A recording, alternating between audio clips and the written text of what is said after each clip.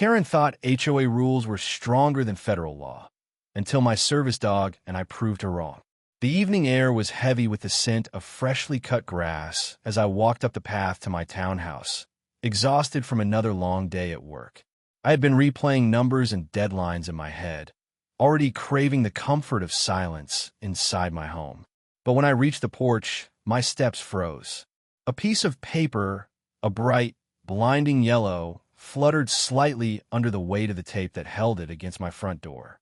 Even before I got close enough to read it, my chest tightened. The color alone was familiar. HOA notices always came in that shade, as if deliberately designed to humiliate.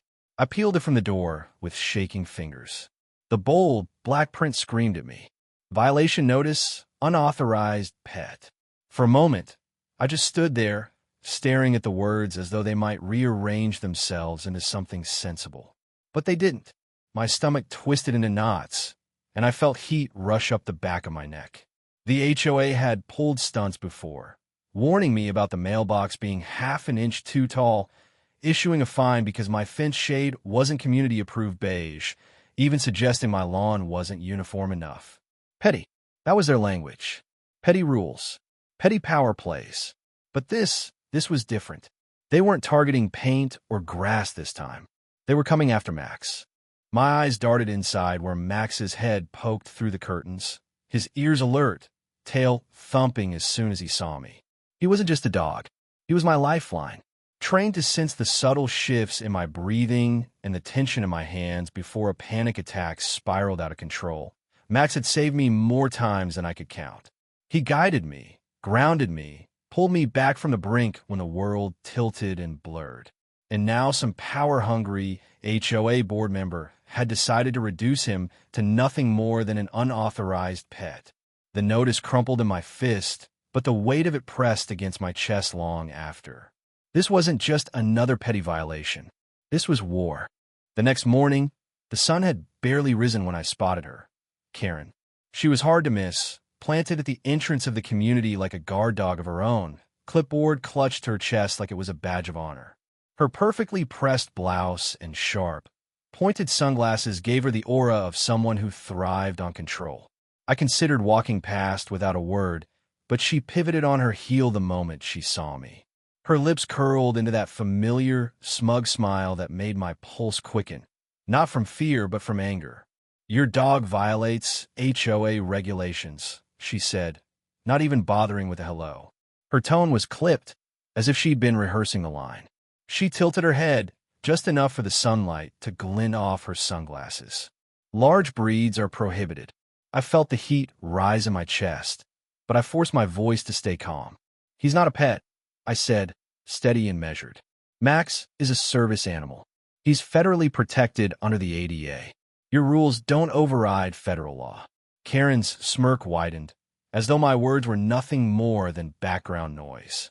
She tapped her pen against the clipboard, each click deliberate, like a metronome of condescension. "Rules are rules," she replied, her voice dripping with superiority. "Either get rid of him or face fines." My jaw clenched so tight it ached. Max, sitting obediently at my side, pressed against my leg as if sensing the shift in my breathing. I rested a hand on his head, grounding myself. Inside, a storm was raging. I wanted to shout, to tell her that Max wasn't just a dog, that without him I'd be a prisoner of my own panic. But I knew Karen wasn't the type to be moved by compassion. She didn't see Max's calm presence as a lifeline. She saw him as a violation, a target, another box to check on her endless list of power plays. I met her gaze, refusing to look away. "We'll see about that," I said quietly. Her smirk faltered for just a second before she scribbled something on her clipboard, turned sharply, and walked away with her heels clicking like a gavel slamming down. It was clear this wasn't the end of it. It was only the opening shot. The first envelope came on a Wednesday evening. It looked ordinary at first. White, with the HOA logo stamped neatly in the top corner. But the moment I pulled it from the mailbox, a cold heaviness spread through my chest. I didn't even have to open it to know what it was. Inside, in the same sterile language they always used, was the first blow. Notice of fine, $250. Reason, refusal to comply with HOA pet regulations. I stared at the number until the ink seemed to blur. $250. Not for noise complaints, not for damage, not for anything that made sense, just for existing with Max. I crumpled the letter in my fist and tossed it onto the kitchen counter, but the paper felt like it still burned through my skin. I didn't even bother making dinner that night. Instead, I sat with Max at my feet, his head resting on my knee. He looked up at me with those calm, steady eyes that seemed to say, "I've got you." But the following week, another envelope arrived. This time, $500. Then $750. Each letter arrived like clockwork, each one colder, harsher than the last, filled with legal jargon and thinly veiled threats. The HOA accused me of refusal to comply, of disregarding community bylaws, and in bold type, warned, "Further refusal may result in legal action." I wanted to laugh at the absurdity, but it wasn't funny. The fine stacked up quickly, and the numbers weren't just numbers anymore. They were rent, groceries, therapy sessions, medications. Every letter was designed to suffocate. Karen didn't stop there. 2 days after the $750 fine, I caught her standing at the edge of my driveway, phone in hand, snapping photos of Max through the window. When she saw me watching, she didn't look embarrassed. She just smirked, typed something in her phone, and walked away with that irritating air of self-righteousness. Later, I learned what she had been doing. She had reported me to animal control. The call came the next morning, a clipped, professional voice informing me that an officer would be dispatched to investigate a complaint about an unauthorized large breed dog in violation of community rules. My stomach dropped. I'd read stories online about people losing their service animals because of misinformation about officers unfamiliar with federal law. Even though I knew my paperwork was flawless, the thought of Max being dragged away made my chest tighten. That night, sleep didn't come easy. I lay in bed listening to Max's steady breathing at the foot of the bed, my heart pounding with every imagined scenario. What if they didn't listen? What if they took him anyway? The knock came the next morning, firm, official. Max barked once, sharp but controlled, then moved to stand protectively at my side. I opened the door to find a uniformed animal control officer standing there, clipboard in hand. His expression was neutral, practiced. "Good morning," he said. "We received a complaint from your HOA regarding an unauthorized dog on the property. Mind if I take a look?" Karen was standing across the street, arms folded, sunglasses glinting in the sun. Of course she was watching. I took a steadying breath. Max isn't just a dog. He's a trained service animal. I have documentation if you'd like to see it. The officer raised a brow, but nodded. "Let's take a look." I led him inside and pulled out the folder I kept ready for situations like this. Medical documentation, Max's certification, training records, even the card issued under the ADA. My hands trembled as I laid them out on the table, but the officer's expression softened as he flipped through the papers. After a few moments, he sighed, shaking his head. "She's wasting your time and ours," he muttered, scribbling a quick note on his clipboard. "Everything checks out here. You're in full compliance with federal law. The HOA doesn't have the authority to override that." Relief washed over me, so suddenly it made my knees weak. I thanked him, and he gave Max a respectful nod before leaving. Across the street, Karen's smirk had vanished. She turned sharply and stormed back toward her house, heels clicking like gunfire against the pavement. But the victory felt temporary. That night, after the adrenaline wore off, I broke down. The weight of the fines, the constant surveillance, the public humiliation, it all crashed over me like a wave I couldn't outrun. My chest tightened, breath coming in shallow gasps. The room seemed to tilt, my vision tunneling into darkness. Max moved instantly. He pressed his weight against my legs, grounding me. His nose nudged my hands, firm but gentle, snapping me out of the spiral. I clung to his fur, focusing on the rhythm of his breathing, the solid reality of him. Slowly, my lungs began to obey again, pulling in air that felt less jagged, less impossible. When I finally collapsed onto the couch, exhausted and trembling, Max climbed up beside me, resting his head against my chest. His heartbeat was steady, reliable, unshakable. And in that moment, I knew one thing for certain. I couldn't let Karen why. This wasn't just about HOA rules anymore. It wasn't about fines or fences or paint colors. This was about my right to live with the one creature who kept me alive. If Karen wanted a war, she'd pick the wrong opponent. Word spread like wildfire through the quiet streets of Willow Creek, a neighborhood where secrets were as rare as they were explosive. The news of my clash with Karen over Max, my service dog, had ignited a spark that now threatened to consume the fragile harmony of our close-knit community. It wasn't just about a single confrontation anymore. It was about loyalties, fear, and the invisible lines that divided us. Some residents whispered their support for me in hushed tones, their voices cautious, as if speaking too loudly might summon Karen's wrath. Others, wary of her influence and her sharp tongue, sided with her, their allegiance born more out of self-preservation than conviction.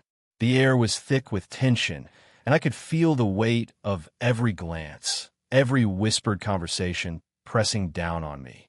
Karen had become a force of her own, a self-appointed guardian of neighborhood standards who wielded her authority like a scepter. She'd always been particular.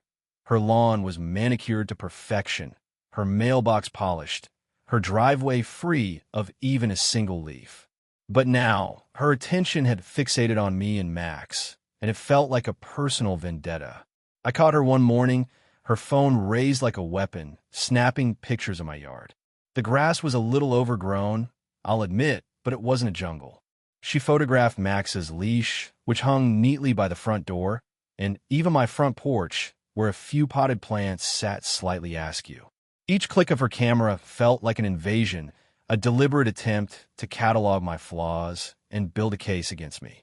It was harassment, plain and simple, though I doubted she saw it that way. To Karen, this was justice, her version of it at least. The stress was relentless, a constant hum in the back of my mind. My chest would tighten at odd moments, my breath catching as if the air itself were conspiring against me. The neighborhood, once a place of comfort, now felt like a battlefield. I'd walk Max down the street, his tags jingling softly, and feel the eyes of neighbors peering from behind curtains. Some offered tentative smiles or a quick nod, their way of signaling they were on my side without committing too much. Others avoided my gaze entirely, their silence louder than any words. I began to question myself. Had I done something to provoke Karen? Was Max's presence really such an affront? My therapist had warned me that stress could exacerbate my condition, and I could feel it now, the familiar tightness in my chest, the racing pulse that signaled an oncoming storm. But Max, dear Max, was my anchor. He sensed my distress before I even fully registered it. When my breath grew shallow, he'd press his warm, solid body against my leg, his steady presence grounding me. His deep brown eyes would meet mine, calm and unwavering, as if to say, "We've got this." He'd nudge me gently, guiding me to sit, to breathe, to focus on the rhythm of his breathing rather than the chaos in my mind. Max wasn't just a service dog. He was my partner, my protector, my reason to keep going. Trained to detect the subtle shifts in my body signals, he was always one step ahead, pulling me back from the edge before I even knew I was teetering. The neighborhood itself seemed to fracture under the weight of the conflict. Willow Creek had always prided itself on its sense of community. Block parties, shared gardening tips, kids riding bikes until the streetlights came on. But now, allegiances were forming, and the cracks were impossible to ignore. Mrs. Thompson, the retired schoolteacher who lived across the street, was one of the few who openly supported me. She'd stop by with homemade cookies, her eyes twinkling with defiance as she recounted her own run-ins with Karen over her rose bushes. "That woman's got too much time on her hands," she'd say, her voice dripping with disdain. Others, like the young couple 2 houses down, were more cautious. They'd wave politely but kept their distance, unwilling to risk Karen's ire. I couldn't blame them. Karen had a way of making people feel small, her words sharp enough to cut through even the thickest skin. Karen's campaign against me wasn't just about Max, I realized. It was about control, about asserting her dominance in a neighborhood she saw as her domain. She'd been the head of the homeowners association for years, her influence woven into every decision, from the color of mailboxes to the height of fences. Max, with his vest and his unapologetic presence, was a challenge to that control.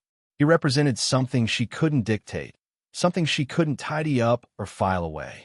I'd heard whispers of her past, how she'd moved to Willow Creek after a messy divorce, how she'd thrown herself into neighborhood affairs as a way to rebuild her sense of purpose. I tried to sympathize, to see her as someone hurting rather than just a bully, but it was hard when her actions felt so personal.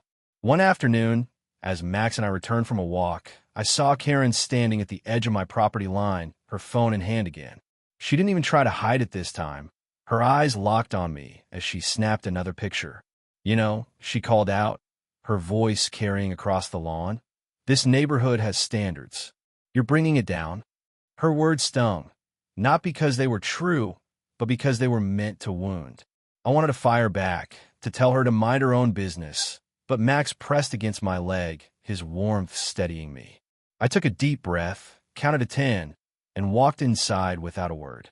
Engaging with her would only fuel the fire, and I was already exhausted. Inside, I sank onto the couch, Max curling up beside me. The house was quiet, save for the soft hum of the refrigerator and the occasional chirp of a bird outside. I ran my fingers through Max's fur, feeling the steady rise and fall of his chest. He tilted his head, his eyes searching mine, and I felt a surge of gratitude for this creature who asked for nothing but gave everything. The neighborhood could fracture, Karen could snap 1,000 pictures, but Max was my constant. He didn't care about HOA rules or petty disputes. He cared about me, about keeping me safe. As the days passed, the divide in Willow Creek deepened. A petition began circulating, spearheaded by Karen, to enforce stricter pet policies. It wasn't explicitly about Max, but everyone knew it was. The whispers of support grew quieter, drowned out by the louder voices of those who feared change or simply wanted peace. I felt isolated, but I wasn't alone. Mrs. Thompson organized a small gathering at her house, inviting a handful of neighbors who'd express support. We sat in her cozy living room, sipping tea and sharing stories of Karen's overreach. It wasn't much, but it was enough to remind me that I had allies, that I wasn't fighting this battle alone. Still, the stress took its toll. My condition flared up more frequently, the episodes longer and harder to shake. Max was there through it all, his presence a lifeline. One evening, as the sun dipped below the horizon, casting a warm glow over the neighborhood, I sat on my porch with Max at my side. The air was cool, the street quiet for once. I looked at him, his ears perked, his eyes scanning the horizon, and I felt a flicker of hope. Karen could try to divide us, to turn neighbors against neighbors, but she couldn't break the bond between me and Max. That was untouchable. The community divide was real, and it hurt. But as long as I had Max, I could weather the storm. He was more than a dog. He was my strength, my shield, my reason to keep fighting. And maybe, just maybe, that would be enough to see us through. The late afternoon sun hung low over Willow Creek, casting long shadows across the neatly trimmed lawns and quiet streets. I'd spent the day running errands, Max padding loyally beside me, his service vest a familiar weight against his golden fur.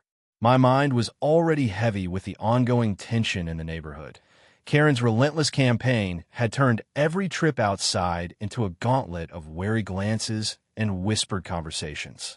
But nothing could have prepared me for what awaited me when I pushed open my front door that day. As I stepped inside, Max at my heels, something caught my eye, a crisp white envelope lying just inside the threshold, half hidden by the shadow of the doorframe. It wasn't in the mailbox, wasn't stamped, wasn't from the HOA office with its usual embossed letterhead. It had been deliberately slipped under my door, a silent intrusion into my sanctuary. My heart gave an uneasy lurch as I bent to pick it up, Max's ears perking as he sensed the shift in my mood. The envelope was plain, unadorned, but the weight of it felt ominous, like a stone sinking into still water. I tore it open, my fingers trembling slightly, and unfolded a single sheet of paper. The handwriting was sharp, angular, unmistakably Karen's, each letter etched with a precision that mirrored her unyielding demeanor. The words hit me like a physical blow. "If you don't get rid of that beast, I'll make sure you regret ever moving here." I stood frozen, the paper trembling in my hands. Max pressed his warm body against my leg, his nose nudging my hand as if to pull me back from the edge of the spiraling panic threatening to take hold. That word, beast, cut deeper than I expected. Max wasn't just a dog. He was my lifeline, my service animal trained to sense the tremors of my condition before they overwhelmed me. To call him a beast was to dismiss not just his role, but my struggle, my very existence in this neighborhood. This wasn't about HOA rules anymore, with their petty regulations about leash lengths or lawn maintenance. This was personal. Karen had crossed a line, and the thread in her words wasn't veiled. It was a promise. I sank onto the couch, the letter still clutched in my hand, and Max climbed up beside me, resting his head on my lap. His steady breathing was a contrast to the chaos in my chest, where fear and anger waged a silent war. I'd known Karen was relentless, her campaign of photographs and pointed comments a daily reminder of her disapproval. But this was different. This was a declaration of war, a direct attack on the one thing keeping me grounded. I reread the note, searching for some hint of ambiguity, some chance I'd misread her intent, but the words were stark, unyielding. She wanted Max gone, and she was willing to make my life hell to achieve it. The neighborhood had already been fracturing under the weight of Karen's influence. Willow Creek, once a haven of block parties and neighborly chats, had become a battleground of allegiances. Some neighbors, like Mrs. Thompson with her defiant cookies and sharp wit, stood by me, their support a quiet rebellion against Karen's reign. Others, cowed by her authority as HOA president, had begun to distance themselves, their smiles fading into averted gazes. Karen's petition to enforce stricter pet policies had gained traction, its language carefully neutral, but its target unmistakable. Max, with his calm demeanor and unassuming presence, had become the focal point of her crusade, a symbol of everything she couldn't control. I tried to piece together why this felt so personal to her. Karen had lived in Willow Creek longer than I had, her pristine home a testament to her need for order. I'd heard fragments of her story from Mrs. Thompson, how Karen had moved here after a bitter divorce, how she'd poured her energy into the HOA as a way to rebuild her sense of purpose. Perhaps Max, with his undeniable necessity in my life, challenged that control. Perhaps my refusal to bend to her rules was a reminder of her own vulnerabilities, a mirror she didn't want to face. But understanding her didn't dull the sting of her words or the fear they ignited. The letter lay on the coffee table now, a stark, white accusation against the wormwood. I felt exposed, as if the walls of my home were no longer enough to shield me. My condition, always a quiet companion, flared under the stress, my chest tightening until each breath felt like a battle. Max sensed it immediately, his training kicking in. He pressed closer, his weight a grounding force, and nudged my hand until I began to stroke his fur, the repetitive motion pulling me back from the edge. "Good boy," I whispered, my voice shaky. He tilted his head, his eyes locked on mine, and for a moment, the world was just the two of us, safe, steady, unbreakable. But the moment passed, and reality crept back in. I couldn't ignore the letter, couldn't pretend it was just another of Karen's petty jabs. This was a threat, and I had to decide how to respond. Part of me wanted to march across the street to her pristine house and confront her, to demand an explanation for her cruelty. But I knew that would only escalate things, give her the reaction she was fishing for. Another part of me wanted to retreat, to pack up and leave Willow Creek behind, but that would mean letting her win, letting her dictate my life. Neither option felt right, and the indecision gnawed at me. I stood and walked to the window, peering out at the street. The neighborhood looked deceptively peaceful, the golden light of late afternoon bathing the lawns in a warm glow. But I knew better. Behind those curtains, decisions were being made, sides chosen.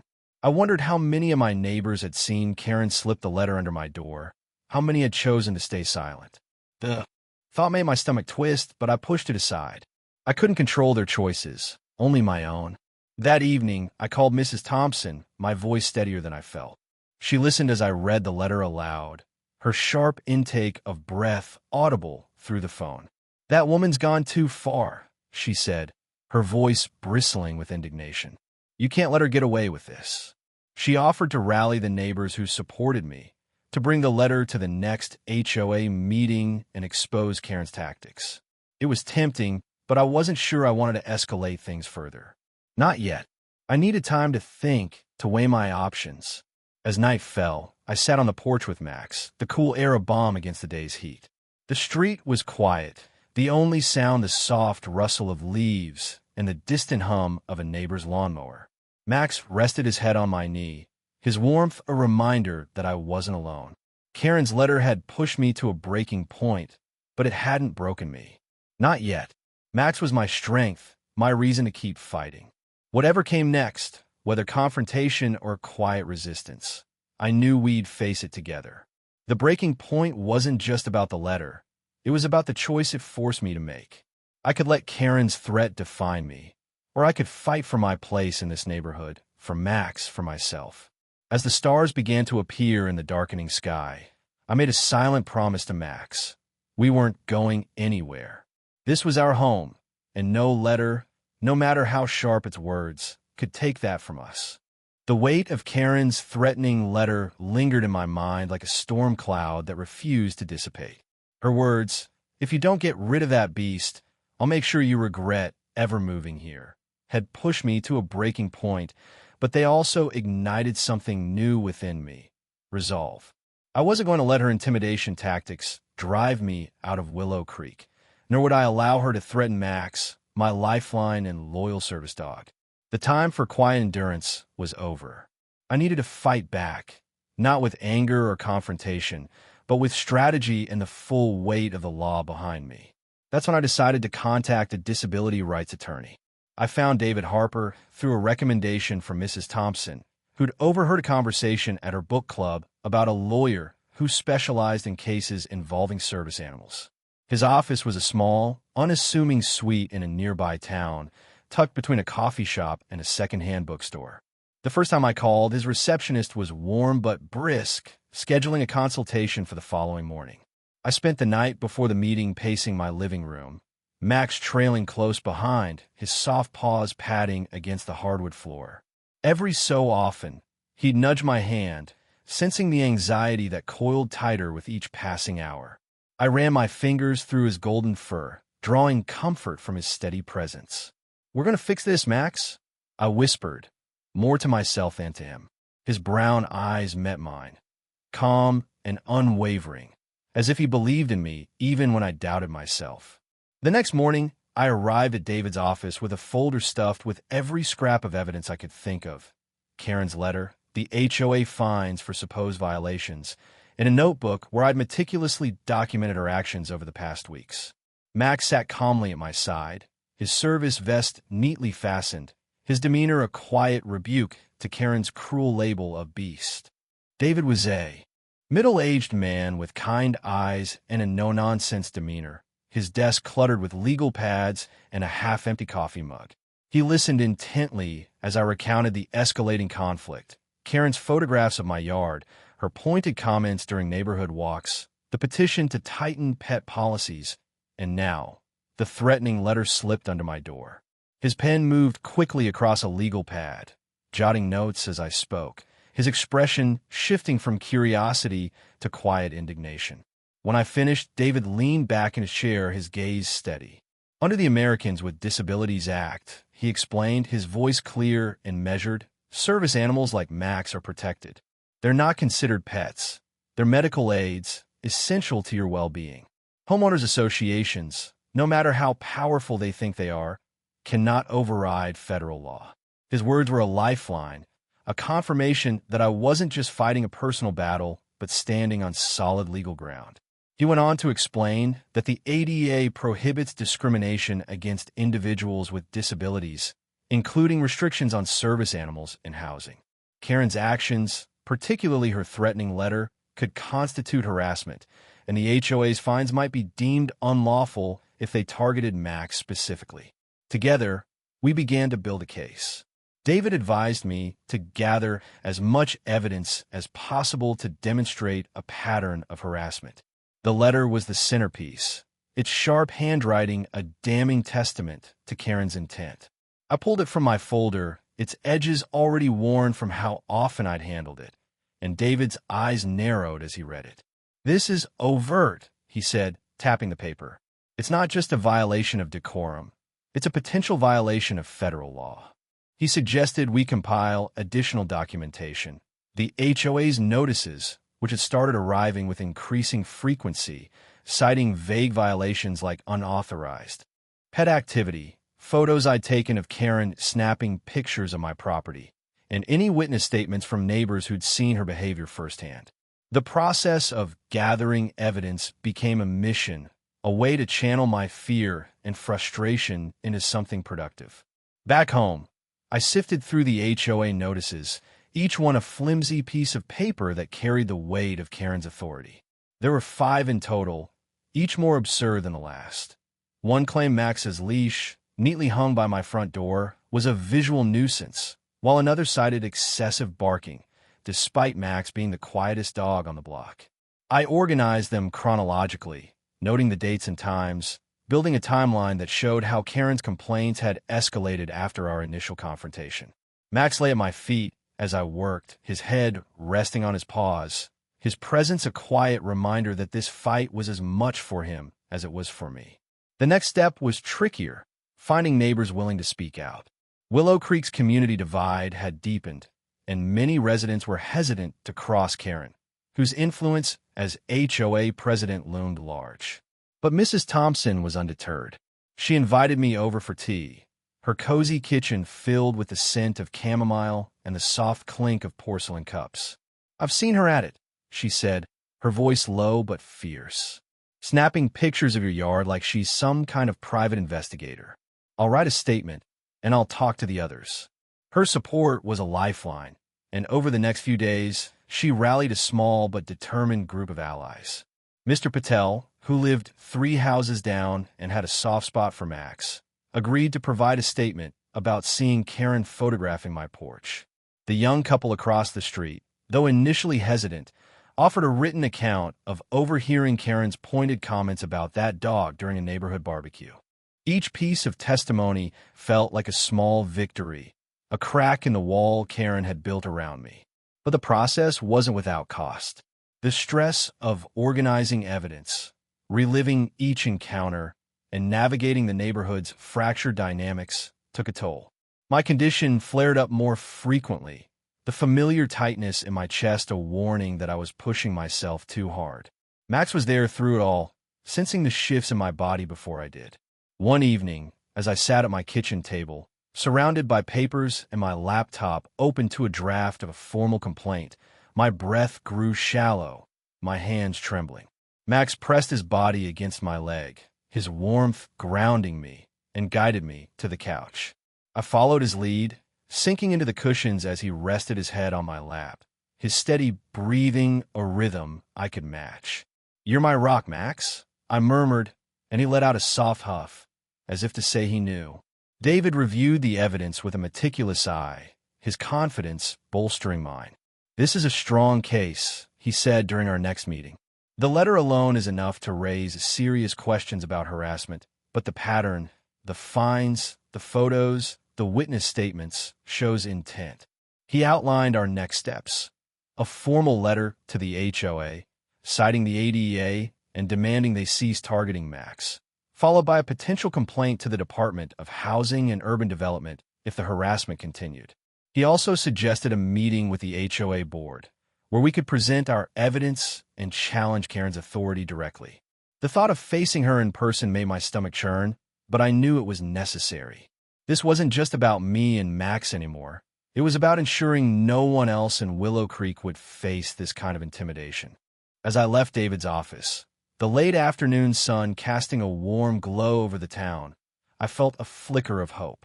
The evidence we'd gathered was more than just papers and statements. It was a shield, a way to reclaim my place in this neighborhood. Max walked beside me, his tags jingling softly, his presence a reminder that I wasn't fighting alone. Karen had tried to break me, but I was fighting back, not with threats or anger, but with the law, with truth, and with the unbreakable bond one shared with Max. The counterattack had begun, and I was ready for whatever came next.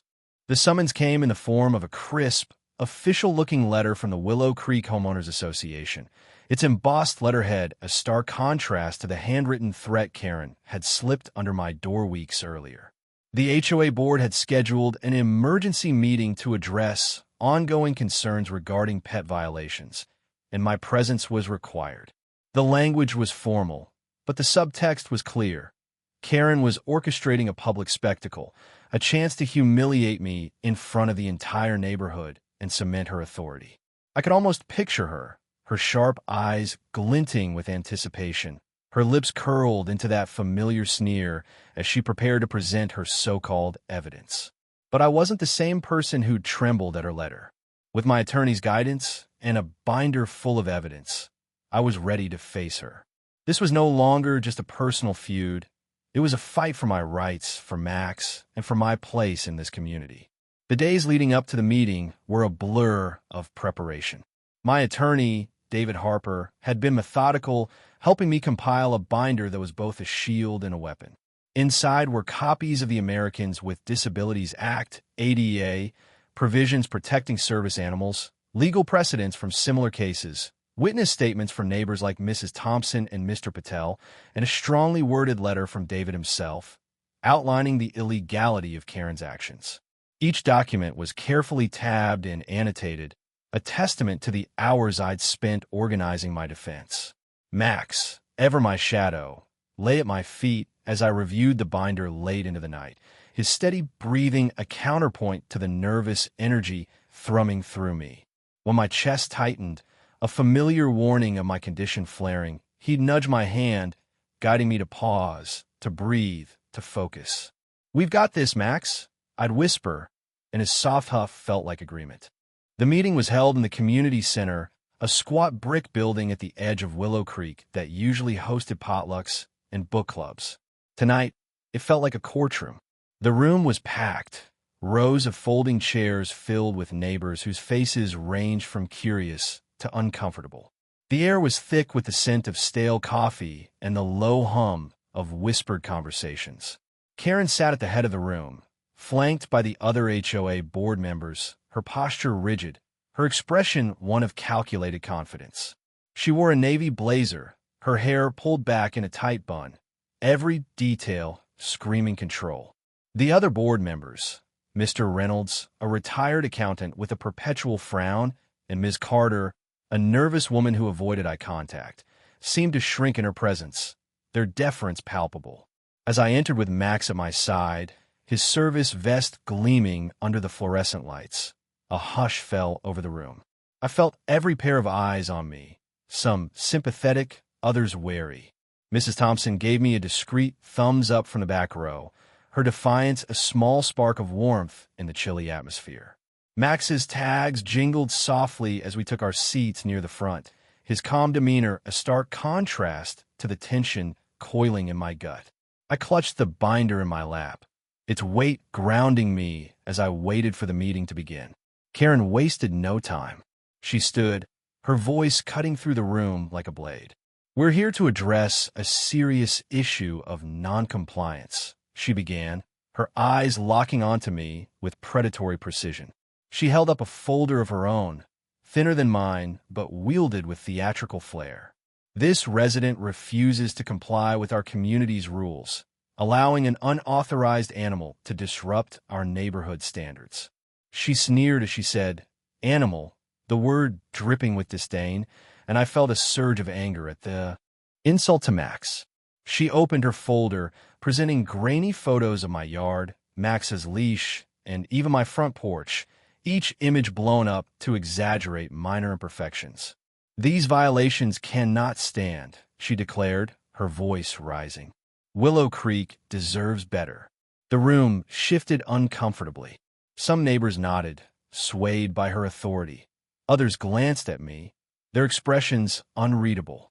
I could feel the weight of their judgment, the pressure to shrink, to apologize, to back down.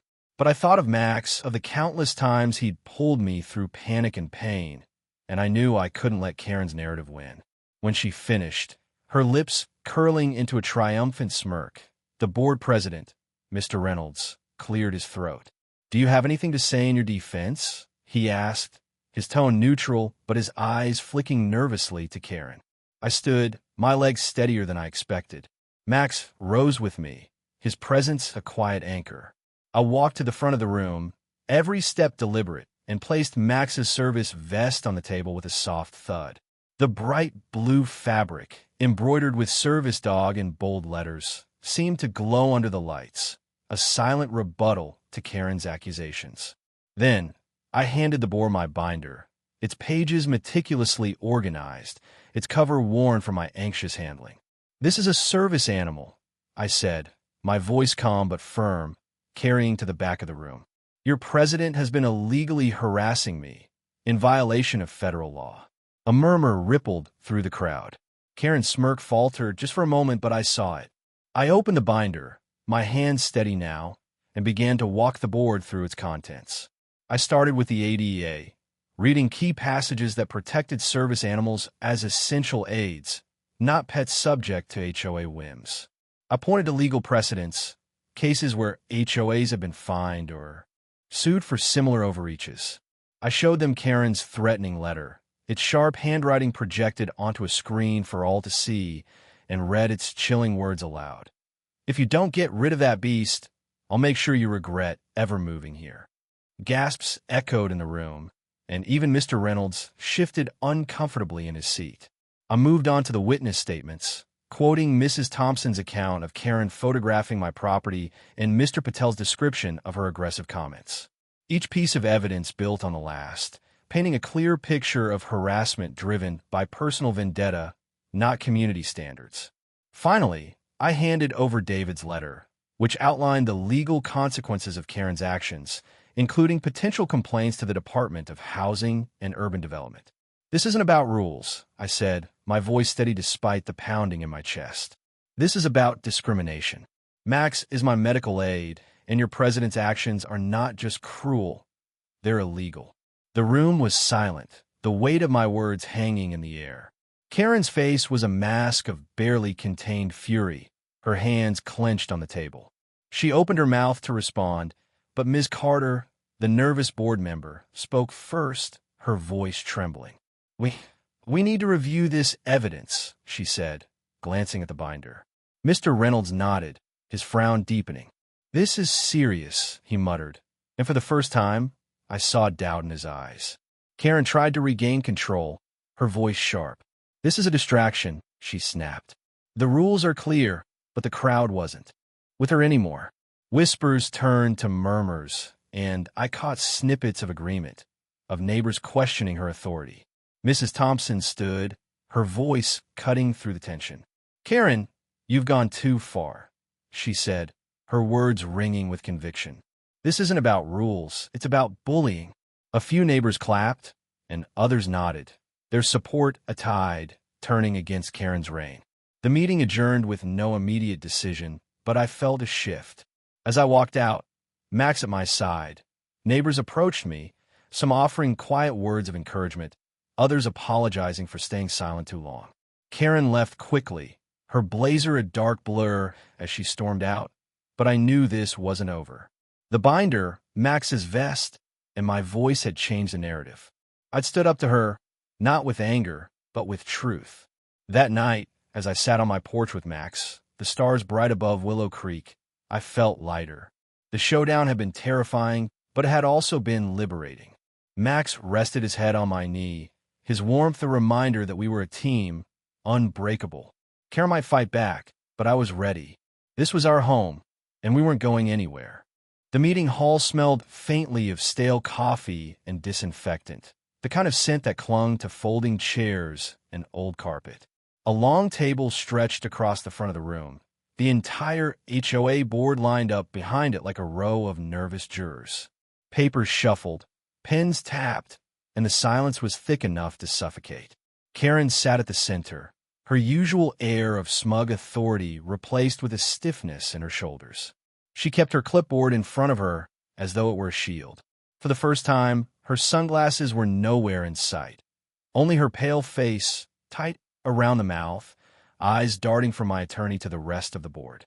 My attorney rose from his seat slowly, deliberately, letting the moment stretch.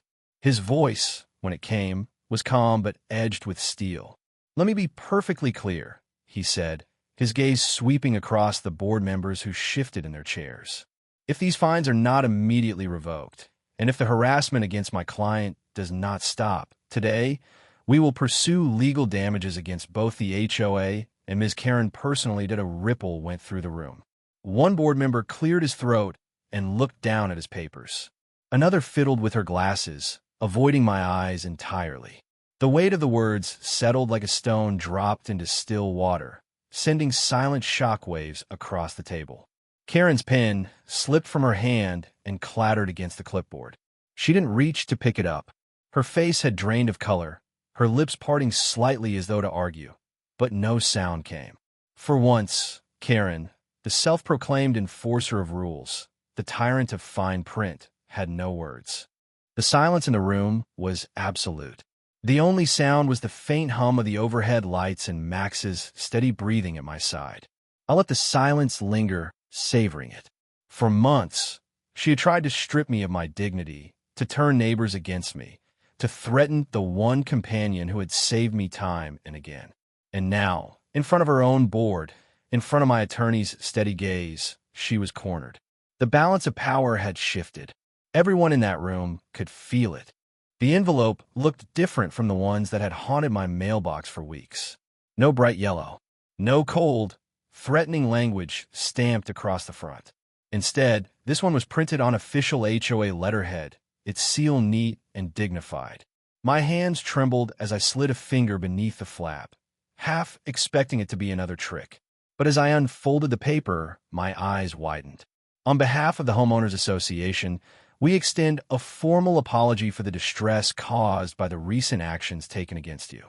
All fines have been rescinded effective immediately. Furthermore, a review of board conduct has determined that Ms. Karen acted outside the scope of her authority.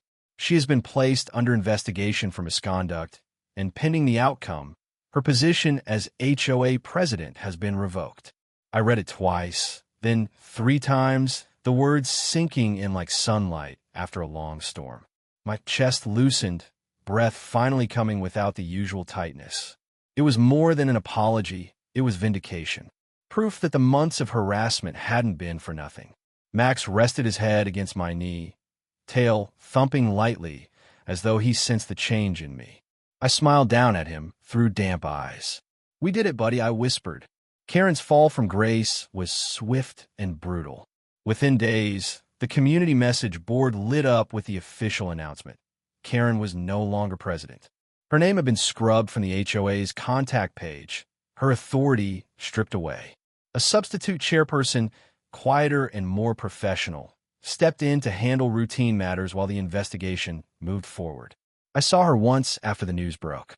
She was leaving her house, her once perfect hair unkempt, her face tight with a strain of humiliation. The clipboard was gone. The sunglasses, too. She avoided my eyes when we passed on the street, her hurried footsteps betraying what her silence couldn't admit. For the first time since moving into this community, she wasn't in control. What shocked me most wasn't Karen's downfall, though. It was my neighbors. For months, they had pretended not to see. They'd glanced away when Karen snapped photos of Max. They'd ignored the bright, yellow notices taped to my door. Fear of retaliation had kept them silent, and I had accepted that silence as abandonment. But once the truth spread, the tide turned. The first to come was Mrs. Lane, the elderly widow who lived 2 houses down. She shuffled on my driveway one evening carrying a basket of muffins. Her voice trembled as she said, "I should have spoken sooner. She's been bullying everyone for years. Thank you for standing up to her." Then came the Harris family, young parents with 2 toddlers who often waved at Max from their stroller. They knocked one Saturday morning with coffee in hand. She fined us for sidewalk chalk, the husband admitted with a wry smile. Sidewalk chalk. We thought it was just us. You showed everyone she could be challenged. One by one, more neighbors stopped by. Some offered thanks. Others shared their own stories of Karen's petty tyranny. Ridiculous citations for garden gnomes, for curtains the wrong shade, even for children leaving bikes in the driveway for more than 10 minutes. Their words didn't erase the isolation I'd felt during those long months, but they softened it. The walls I had built around myself began to crack, letting in something I hadn't expected to feel here: community. The best part, though, was the silence. The mailbox no longer carried threats. The front door no longer bore humiliating notices. The phone no longer rang with thinly veiled intimidation. For the first time in what felt like forever, my home was just that home. I started walking Max around the neighborhood again without that gnawing fear of confrontation. We passed families gardening, kids playing hopscotch, neighbors nodding with smiles instead of avoiding eye contact. The community felt lighter, freer, as though Karen's downfall had lifted a shadow from all of us. Max walked proudly at my side, head high, vest gleaming in the sunlight. More than once, someone stopped to ask about him, and instead of shrinking under the weight of scrutiny, I explained his role as my service animal. Most listened with genuine curiosity and respect. Some even bent down to thank him, patting his side gently. Max soaked it up with quiet dignity, his tail wagging in that steady rhythm that had always grounded me. One evening, as the sun dipped below the horizon, painting the sky in streaks of orange and purple, I sat on the porch with Max stretched out at my feet. The air was calm, cicadas buzzing in the distance, a warm breeze brushing against my skin. I thought back to that first violation notice, the bright yellow paper taped to my door, the panic it had sparked. It felt like a lifetime ago. Back then, I'd wondered if I could withstand the fight, if I had the strength to stand against someone so relentless. But Max had been there every step of the way, guiding me through panic, steadying me when my world tilted, reminding me I wasn't fighting alone. Now, justice wasn't just served, it was lived. Karen was gone. The fines were erased. And my neighbors, once silent, now saw me not as a nuisance, but as someone who stood tall when it mattered. I reached down and scratched behind Max's ears. He leaned into my hand, eyes half closing in contentment. "You're more than a service animal," I whispered. "You're my partner, my shield, my proof that bullies don't get the last word." The silence around us wasn't heavy anymore.